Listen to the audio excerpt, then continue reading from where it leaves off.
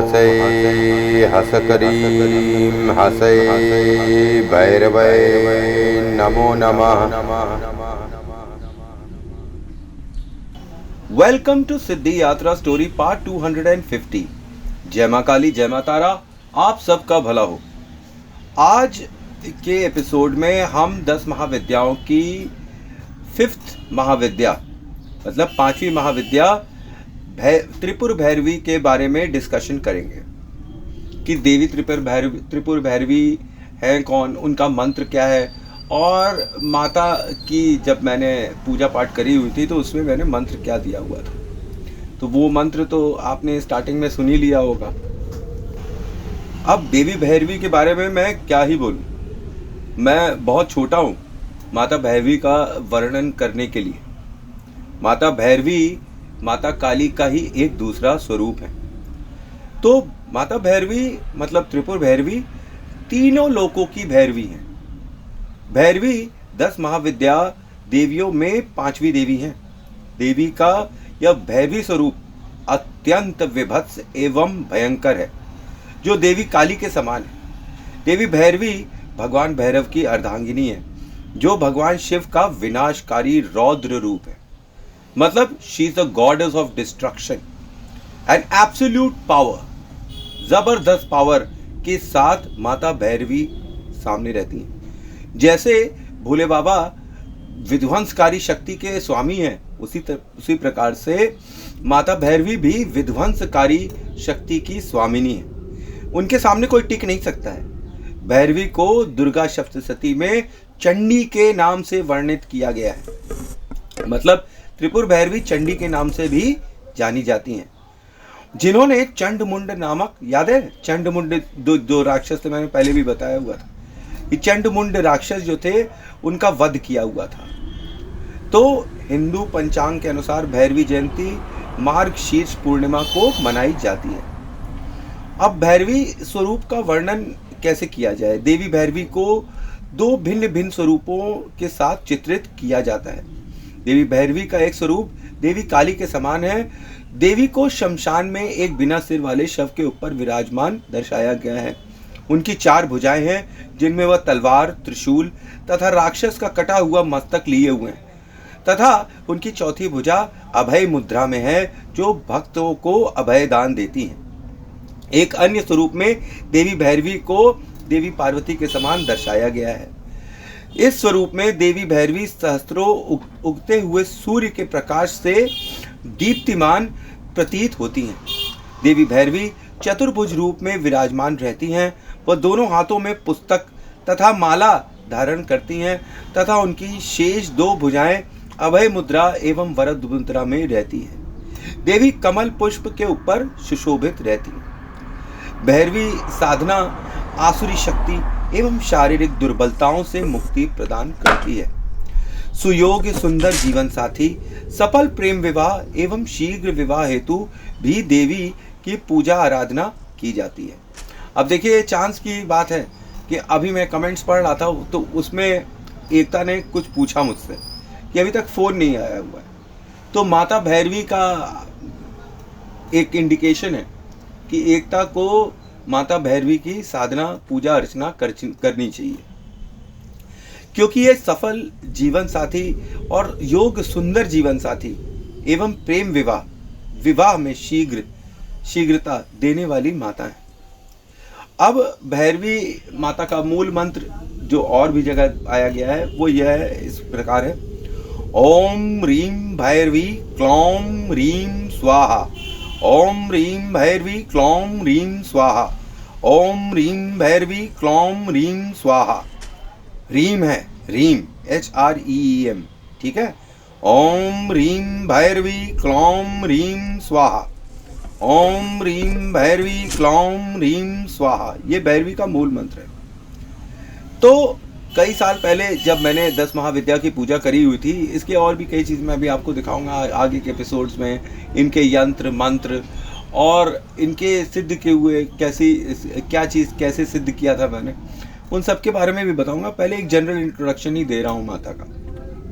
तो जब मैंने बहुत साल पहले 10 महाविद्या की पूजा की हुई थी, बहुत साल पहले का मतलब हो गया कि मैं कह सकता हूँ कि 2.5 साल पहले, 2.5-3 साल पहले के आसपास, जब माता काली की पूजा कर रहा था, तो भैरवी तंत्र में माता के साथ कुत्ते का, शमशान का और शव का गहरा कनेक्शन है। ये मैं अपने एक्सपीरियंस से बता रहा हूँ, जब मैंने किया हुआ था। ये 3 चीज़ का माता से बहुत ज़्यादा गहरा संबंध है कि एक काले कुत्ते का, ठीक है, और शमशान घाट का, और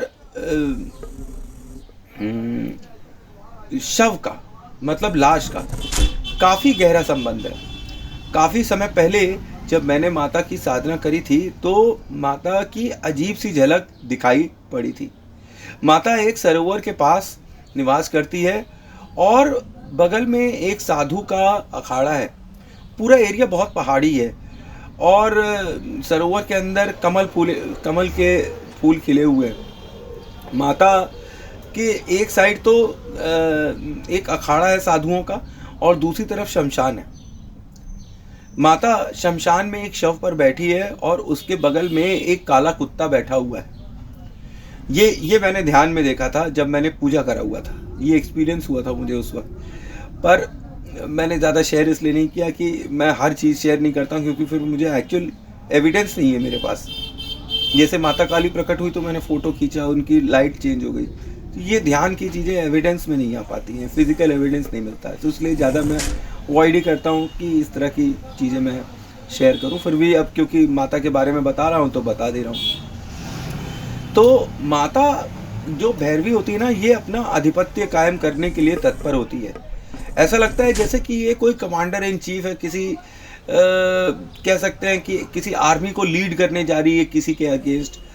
ऐसी प्रतीत होती है देखने में।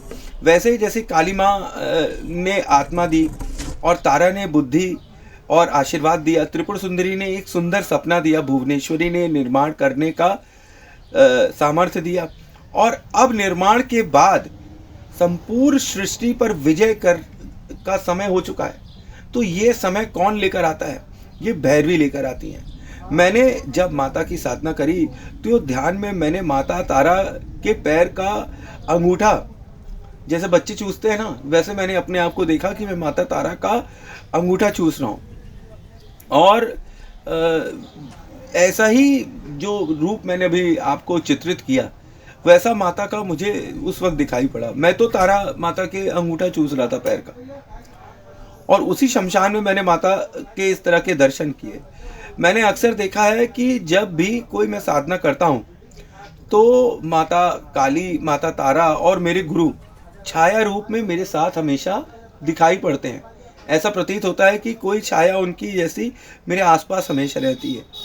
तो मैंने माता से कहा कि पूजा की शादी हो जाए, तो वो हो चुकी। अब वो कहती है कि उसको ये बताने की शक्ति मिल जाए। तो भाई ये एक नई प्रार्थना है। तो एकता की शादी तय हो जाए, तो वो तय भी हो गई। अब एकता ने मुझसे बोला कि भैया फ़ोन नहीं आ रहा है। तो फ़ोन नहीं आ रहा है का ये मतलब हो गया कि भैरवी कह रही है कि आप जो है आप उनकी उपासना करिए, माता भैरवी की उपासना करिए, त्रिपुर भैरवी की, तो आपका फ़ोन भी आ जाएगा। क्योंकि ये कोई चांस नहीं है कि जीवन साथी अच्छा करने वाली माता का वर्णन हो रहा है और उसमें एकता ऐसा प्रश्न पूछ रही। तो इसका मतलब माता ने एकता और पूजा दोनों के प्रश्नों का उत्तर दे दिया कि आप दोनों भैरवी की पूजा करिए। अच्छा, और ये भी मैंने बताया कि पहले मैंने एक बच्ची थी डॉली, उसके बारे में बताया, उसके डिवोर्स के बारे में। तो वो पहले नकारी, बाद में 15 दिन बाद डिवोर्स ले रही है, तो उसके बारे में बताया। माता जो भी चीज़ बताती है एक्यूरेट बताती है। लोग अपनी नई इच्छाएं प्रकट कर देते हैं। अब पहले जैसे किसी ने कहा कि शादी करा दो, अब शादी के बाद भैया अब सबको बताने की ताकत भी दे दो। ये एक अलग ही चीज़ हो जा रही है कि जो माता ने वादा किया वो पूरा किया है।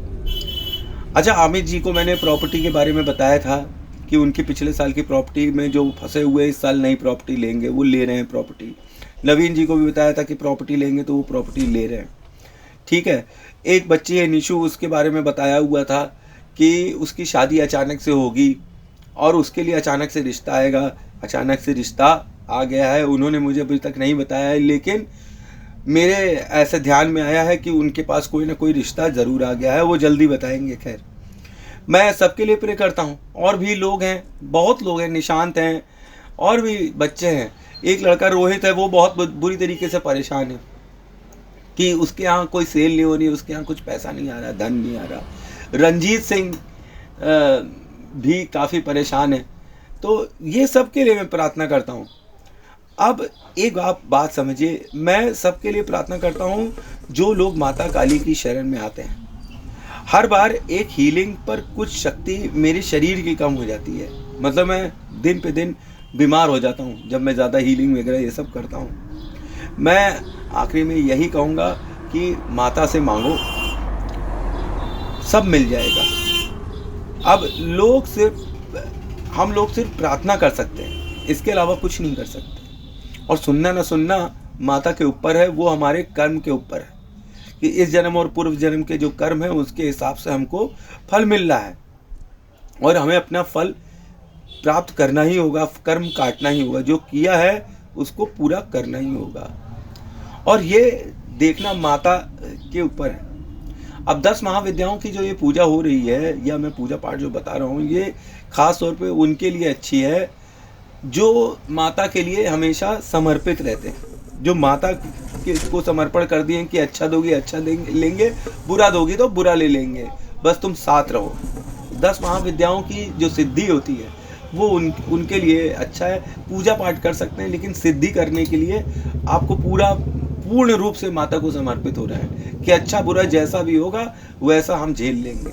जैसे बौमाकेपा बाबा ने माता तारा के साथ किया, जैसे जो माता के परम भक्त हैं श्री रामकृष्ण परमहंस, उन्होंने भी किया। उनको कैंसर हो गया है, तो भी वो उन्होंने कहा ये कर्म है, कट रहे हैं, माता जो है कर्म काट रही है। उसी प्रकार से जो माता को पूर्णतः समर्पित हो जाएगा, उसी के लिए 10 महाविद्याओं की सिद्धि है। अन्यथा ये किसी और के लिए, गृहस्थों के लिए या किसी और के लिए सिद्धि नहीं है। पूजा पाठ कर सकते हैं, सिद्धि न करिए, ठीक है, नहीं दिक्कत होगी।